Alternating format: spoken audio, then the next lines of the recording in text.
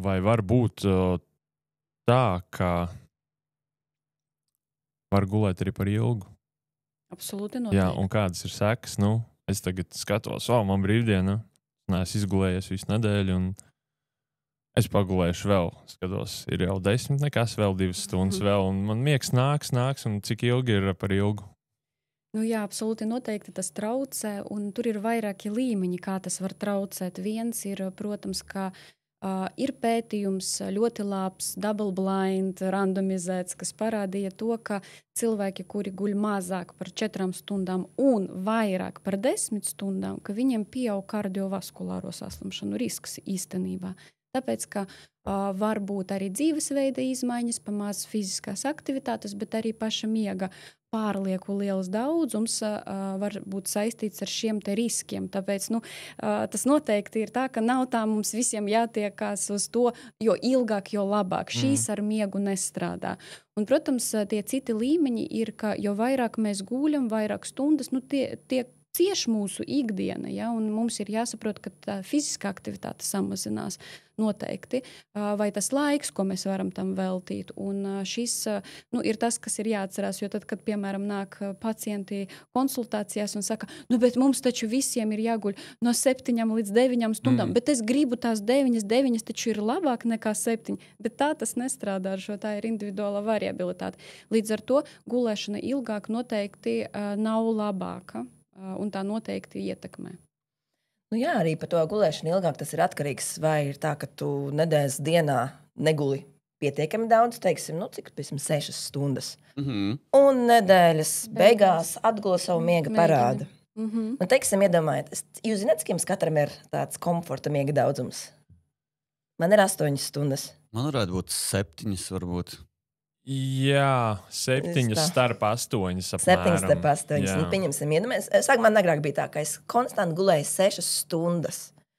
Es arī neesmu super labākais piemērs agrāk bijis, bet tas vienkārši parāda, cik ļoti svarīgi ir paradumi un motivācija, jo es ļoti daudz strādāju pie sava miega.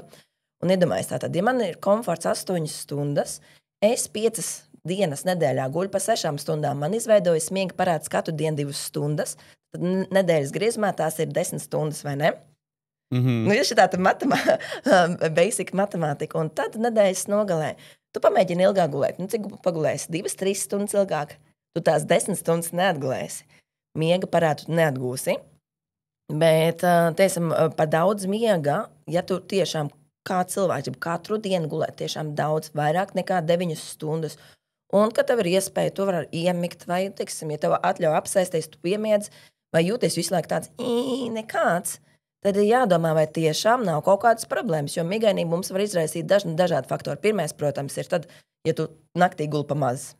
Ja, tas ir pirmais. Man kolēģijai miega speciālistai atsūtīja ekspertam vienu pacientu, kuram ir pastiprināta migainība. Pirmais jautājums, ko viņi uzdeva, ir, cik jūs guļat? Viņš teica, 4 stundas. Un tad nav brīnums, ka viņš ir miegains dienas laikā, bet pirmais, ar ko mēs skatāmies, vai tu guli naktī pietiekami daudz. Otrkārt, vai tev naktī, ja tu guli pietiekami daudz, vai tev miega kvalitāte ir pietiekami laba. Jo, ja tev kaut kas traucē miegu, vai, teiksim, obstīva miega apnoja, tā krākšana, vai kaut kādas kustības, vai kaut kas cits, vai, teiksim, ja cilvēks ir ārkārtīgi trauksmens un naktī mūs centās reizes, viņš varbūt stundiņas savāc, bet miega kvalitāte ir slikta, viņš nedabū pietiekami daudz savu labo saldo dziļo miegu un REM miegu, tad viņš ir miegains. Tad vēl ir dažādas slimības, kas var likt cilvēkam justies miegainam. Pirmā viena no tādām izteiksmīgākajām ir depresija, kas ir tieši Natālijas Lauciņš pazemināts vairogu dziedzaru hormonu trūkums. Tad pēdējā grupa, kāpēc cilvēks varētu būt miegains, ir tāda slimība, ko sauc par narkolepsiju. Kad es saku narkolepsiju, par ko jūs domājat? Tas ir, ka pēkšņi aizmiega. Random brīžos, jā. Super, man ir milzīgs prieks, jā, malači, jo, zin kā, lielākoties cilvēks saka narkotikas vai...